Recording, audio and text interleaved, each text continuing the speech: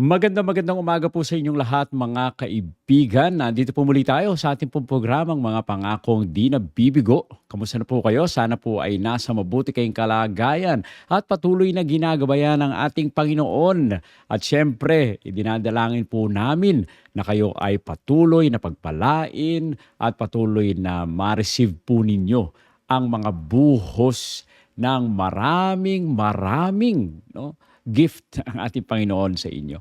Kaya nga, tayo ngayon ay nandito sa ating pong programa at binabati po natin ang ating pong mga kaibigan dyan po sa Alicia, Tiradview, Santiago, Isabela, Ilocos Sur, Dipakulaw, at Baler. No? Diyan din po sa Nueva Ecija, Pampanga, Tarlac, Pangasinan, Bataan, Zambales, Bulacan, and sa south naman po ng Manila, sa Cavite, Laguna, Batangas, at sa Mindoro. Yan. At kung meron po kayong gustong batiin, ay mag-text lamang po kayo sa 0917-1742-777 o kaya naman sa 0918-944-7891. No? At syempre po, kung meron kayong gusto na i-review, no? Gusto po natin panoorin yung mga nakaraan po natin ng mga episodes, ay mag-login lamang po kayo sa Facebook page ng Adventist World Radio Manila o kaya sa YouTube channel na Adventist World Radio Manila. Yan. So, ano po ba ang mga karaniwan na mga sinasabi ng mga tao po ngayon, mga hinaing po nila? Bakit po dito? Sabi dito bakit lagi ako na lang ang nagsasakripisyo sa bahay? Oh, usually yan, mga ganyan naman sinasabi ng mga nanay, no? Na lagi na lang daw sila nagsasakripisyo. Bakit? Hindi po nakikita yung kanilang mga sacrifices, no? Wala bang malasakit ang mga anak ko sa akin? Oh, yan din. Baka naman yung mga anak ganyan din ang pakiramdam, no? Ano po ba ang dapat na maating pong tingnan? Ano pa? Parang mabigat na ang kumilo sa loob ng bahay namin, no? Parang mabigat. Paano ibig sabihin mabigat? Parang hindi na niya makayanan, no, ang mga dapat na gawin na pagkilos. At ang pinakauli, paano magiging selfless, no? So, kayo po ba ay naghahanap ng mga magpupuno sa kakulungan ng buhay po natin? Ating titingnan ngayon sa banal na kasulatan ang mga pangako ng ating Panginoon na hindi mabibigo. No, ito po ang inyong Kuya Bong at ito ang programang mga pangakong di nabibigo. Yan. Ang title po ng ating pong serye ngayon sa umaga pong ito ay Serving Selflessly in the Home. Yun. Naglilingkod ng walang pag-iimbot sa tahanan. Now, kung titingnan po natin, lahat naman dapat tayo ay naglilingkod, no? May mga kanya-kanya po tayong mga chores, no? Mga responsibility sa bahay. Kapag hindi po ginawa ng isa yung kanyang pong responsibility, nagiging mabigat doon sa isang kasama sa bahay. Sa tahanan, ang nanay lang ba ang kailangan maghugas ng plato o maglaba? Siya lang ba? Hindi, dapat lahat sama-sama. Siya lang ba dapat ang naglilinis ng bahay, no? Parang ibunubunto na natin sa ating pong nanay at ang nangyayari, nagiging katulong, no, ang nanay natin. Yan po ay dapat tinitingnan rin. Dapat naman ay nakikita ito ng mga anak, no? Kailangan sila naman ay konting sensitive, no? Maging sensitive sa mga needs at mga nararamdaman ng mga tao sa paligid po nila, especially sa loob ng bahay. Now, ang text po natin ay galing po sa Galatians 5:13. True love, serve one another. No? Sa magitan daw po ng pag-ibig ay maglingkod sa isa't isa. Okay? Ang walang pag-iimbot, yung paglilingkod natin, ay nagsisimula sa hindi sa pansin, no? Kundi sa mga tahimik na lugar ng pang-araw-araw na buhay, no? Sa loob mismo ng tahanan. Hindi po kasi pansinin yan. Pag nasa loob ka ng tahanan, no? Parang wala namang nakakaalam kung ano nangyari sa bahay, no? Kapag at bawat miyembro daw po ng pamilya ay naglilingkod, hindi para mabigyang kapurihan, kundi dahil sa pagmamahal, ang tahanan po ay nagiging isang lugar ng kapayapaan, kagalakan, at makadiyos na pagtingin, no? At nagkakaroon ng magandang katangian. So, ano ang dapat gawin? May pag-ibig dapat, no? At hindi po ito gagawa dahil responsibilidad lang, no? Minsan kasi kapagka iniisip niyo na responsibility niyo lang 'to ay minsan nagiging mabigat masyado, no, kapagka responsibility. Pero kapag ginagawa po natin ito dahil tayo ay nagmamahal sa ating pong, pamilya, nagmamahal tayo sa ating pong mga anak, kaya tayo nagkakaroon ng ganito ay, nakikita po 'no nila na meron tayong pag-ibig sa isa't isa. So ang acronym po natin ngayong magang ito ay SERVE, 'no. Kung meron kayong mga notebook, buksan na po ninyo ang inyong mga notebook at atin pong, isulat yung ating pong acronym na SERVE, 'yan. S, see the needs of others, 'no. Tingnan daw po natin ang mga pangangailangan ng iba. Kung gusto po natin na maging selfless ang ating pong paglilingkod ay tingnan natin yung pangangailangan ng iba. Letter E, encourage with words and actions, no? Maging maayos daw ang ating pananalita sa magitan po ng ating pong encouragement, no? Ng ating pagsalita at paggawa. Okay? Letter R, respond with willingness, not complaints. No? Kailangan po pala, no, tumugon tayo ng may kahandaan na maglingkod kaysa yung magsasalita tayo ng mga reklamo, puro reklamo na lang, ako na lang lagi ganito. No? Kapag tayo daw po ay sumasagot o nagre-respond sa magitan po ng paggawa ay nararamdaman nila ang pag-ibig. And letter V, value everyone's role. No? Kapahalagahan daw po natin yung tungkulin ng lahat. At ang pinakahuli, exemplify Christ love. Ipakita po natin ang pag-ibig ng ating Panginoong Jesucristo. Okay? So isa-isa po natin itong ating pong acronym na SERVE. No? Tandaan po natin sa ating pong paglilingkod sa pamilya ay serve. Yan. S, see the needs of others. No? Tingnan po natin ang pangangailangan ng iba. Ay, hindi po ako nakikipag-usap sa nanay lang. No? Ito po ay para sa lahat. Ikaw man ang tatay, ikaw man ay nanay, ikaw man ay anak. No? Kailangan po natin, letter C, see the needs of others, no? Walang pag-iimbot na serbisyo dapat ay nagsisimula po doon sa kamalayan natin ng mga tao sa paligid po natin. Bigyan nating pansin yung mga maliliit na bagay, no? Kung sino ang mukhang pagod, kung sino ang nangangailangan ng tulong, kung sino ang kailangan lang marinig, no? Yung mga sinasabi po nila. Alam niyo po, yung mga maliliit na mga bagay, especially, no, sa mga anak, no? Kung kayo ay magbibihis, madali namang ilagay yung pinagbihisan ninyo doon sa hamper. Bakit kailangan ihulog nyo lang sa sahig? Iwanan lang sa sahig. Parang nakakaano naman. Tapos mag-ano kayo ng sapatos, no? Maghuhubad ng sapatos. Madali namang ilagay doon sa cabinet, lalagyan ng mga sapatos. Bakit kailangan iiwan nyo lang sa sahig, no? Yung mga ganyang bagay, no? Kailangan meron tayong kamalayan diyan. Hinihintay ba natin kung sino pa ang magliligpit niyan? Ikaw nga ang nagsuot eh. Tapos you expect others to put it in the cabinet or something, no? Tapos katulad niyan, ito lagi ko sinasabi. Minsan may sa anak ko po at pumupunta dito yung mga pamangkin, ganyan. Hop, lagi ko sinasabi, uminom kayo ng tubig, huwag niyo iwanan yung diyan, baso sa lababo. Di ba? Ikaw uminom. Sino magliligpit niyan? Sino mag-uurong niyan? Sino maghuhugas ng pinag-inuman mo? Do you expect somebody? No? Kaya nga kailangan po natin na makita po natin yung needs ng iba. Let us not be the problem. Let us be the solution. Sabi po sa Philippians 2:4, let each of you look not only to his own interest, but also to the interest of others. Yan. Alam niyo po, ang mga anak, no, dapat tinuturuan din po yan na trabaho.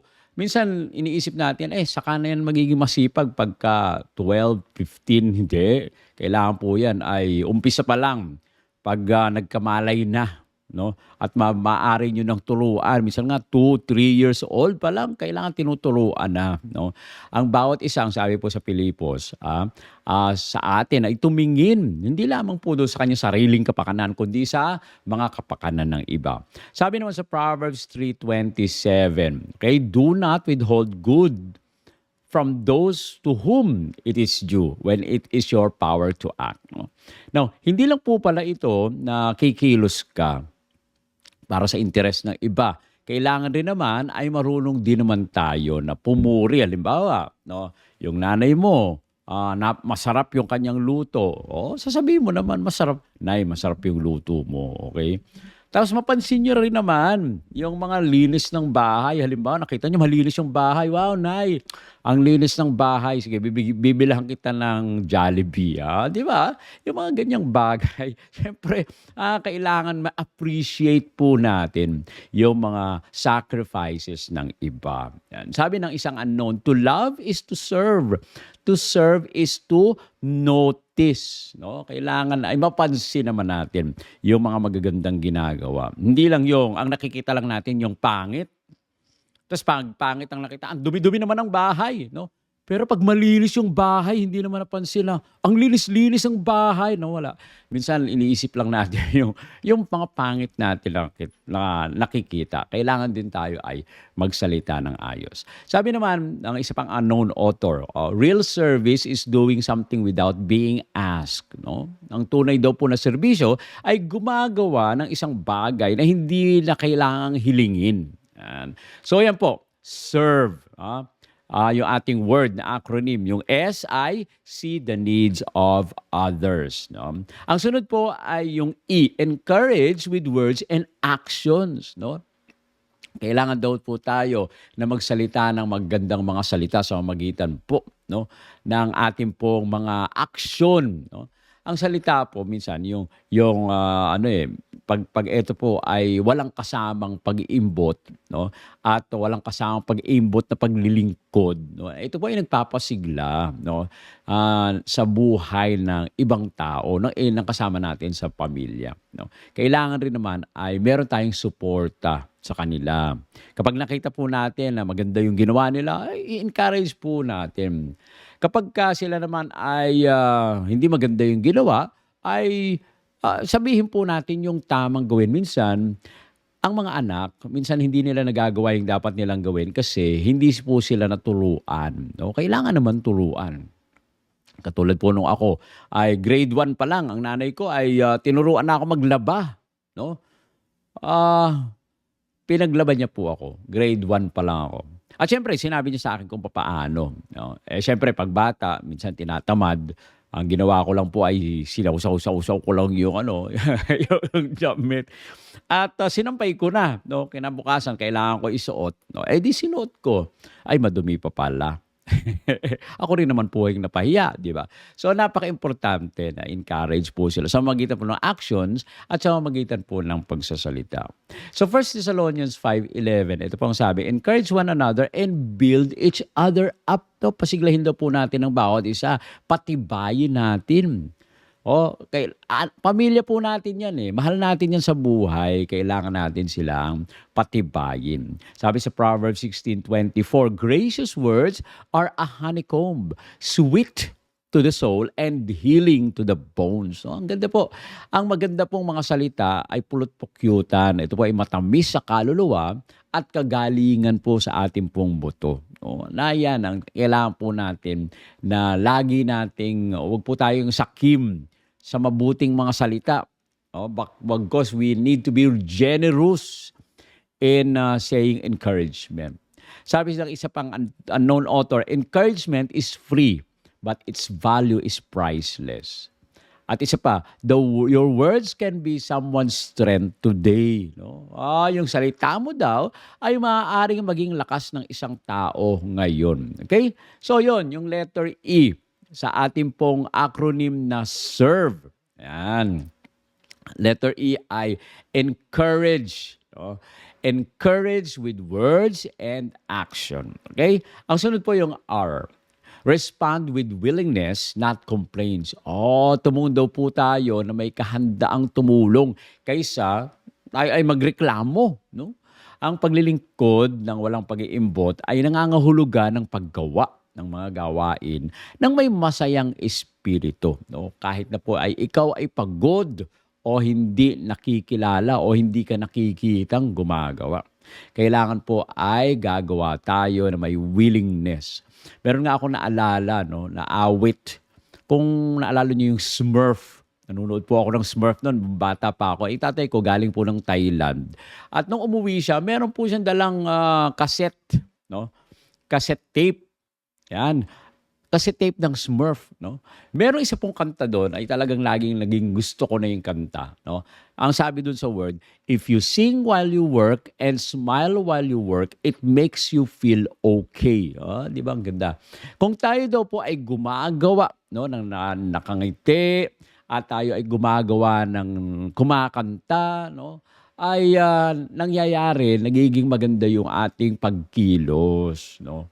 Kaya nga, sabi sa Colossians 3:20, whatever you do, work at it with all your heart as working for the Lord. No? Kapag tayo po ay gumagawa, hindi lang po natin gagawin ito dahil para sa anak natin o para sa asawa po natin. Ginagawa natin ito dahil tayo ay naglilingkod sa ating Panginoon. Yan. 1 Peter 4:9, ang sabi po dito, offer hospitality to one another without grumbling. No? Mag-alay po tayo ng mabuting pakikitungo sa isa't isa na walang pag-ungol o grumbling. Walang reklamo, no? Nagrereklamo lagi. Yan po ay nakakalungkot pag ganyan ang buhay po natin. Kaya kailangan po tayo ay gumawa na meron pong willingness yan at hindi po nagrereklamo. Sabi pa ng isang unknown author, service is love in work clothes. No? At the best servants don't need to be told. They're already moving. No? Ang pinakamahusay daw po na tagapaglingkod ay hindi na kailangang sabihan, gumagalaw na sila. No? Kaya kailangan po, no, sa ating pong buhay ay mag-focus tayo doon sa willingness na tayo po ay tumulong at huwag magreklamo. So yan po yung R. Okay? Respond with willingness, not with grumbling. Okay? At yung letter V sa ating pong acronym na SERVE, value everyone's role. No? Pahalagahan po natin yung tungkulin ng lahat. No? Wala pong masyadong maliit na papel sa tahanan. No? Igalang po natin lahat ng mga pagsisikap ng bawat isa. Ito man ay pagluluto, pag-aayos, pagtuturo, paglilinis, no? Paglalabas ng basura, no? Pagtatapon ng basura. Ito man ay iniisip natin maliit na bagay lang, ay kailangan po natin na pahalagahan. Sa Romans 12:10, sabi po dito, be devoted to one another in love.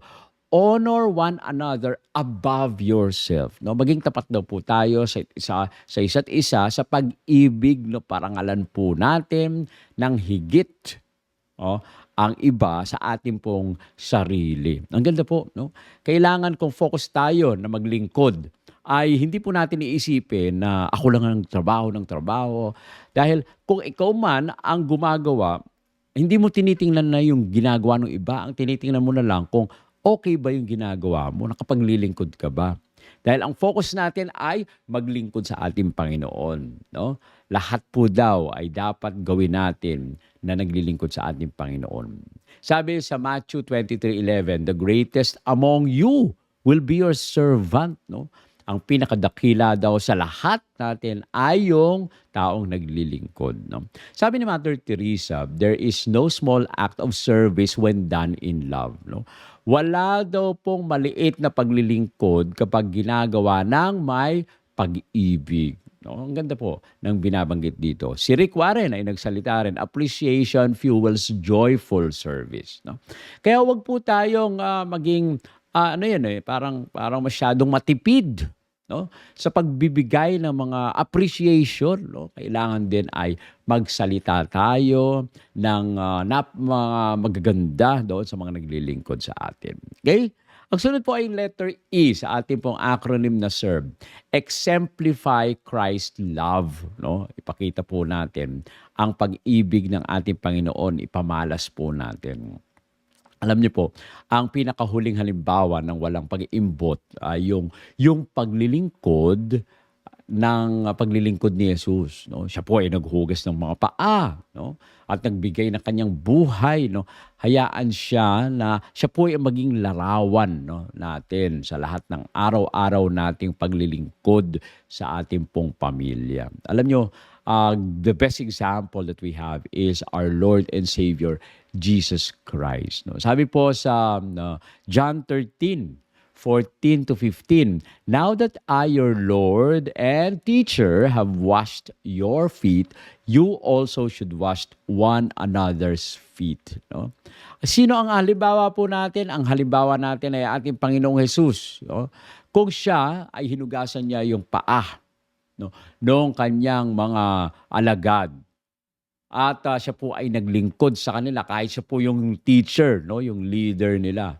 Tayo rin po, no, maglingkod rin tayo sa ating pong kapwa. Dahil kung ito ay ginawa niya, kailangan ito rin ay gawin natin, no, mga kaibigan. Sabi naman sa Mark 10:45, "For even the Son of Man did not come to be served, but to serve." No? Ang anak ng tao, no, ay hindi po naparito upang paglingkuran, kundi siya po ay maglingkod.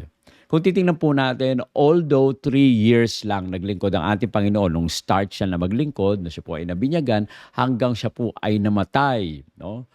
Wala daw po, sabi ni Ellen White, isang writer, walang lugar o walang barangay, no, ang makikita mong may sakit dahil ang ating Panginoong Hesus ay dumaan doon. No? Mapapansin niyo po, no?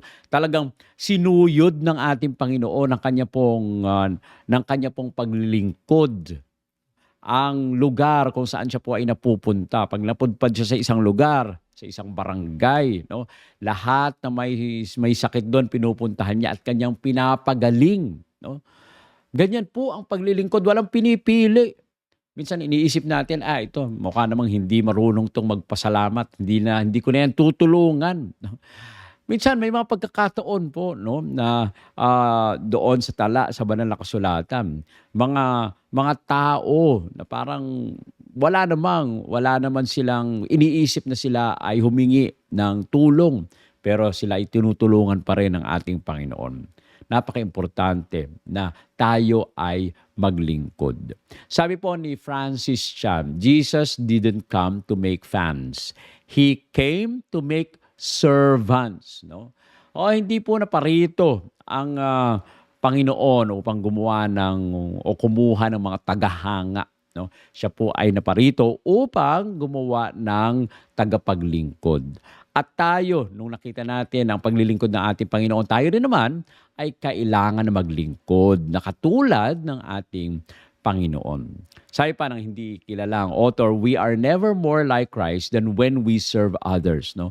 Hindi daw po tayo kailanman higit na katulad ng ating Panginoong Jesucristo kaysa kapag tayo ay naglilingkod sa iba. No? Yan po pala. Paano mo sasabihin na mahal mo ang ating Panginoong Diyos kung hindi ka maglilingkod?